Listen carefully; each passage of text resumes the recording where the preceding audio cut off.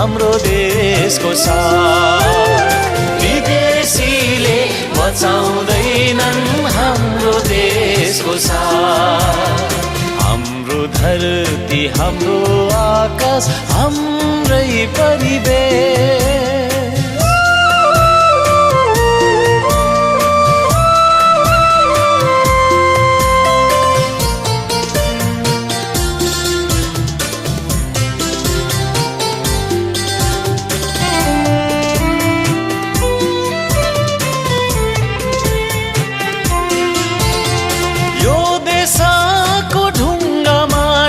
यही देशको कर्म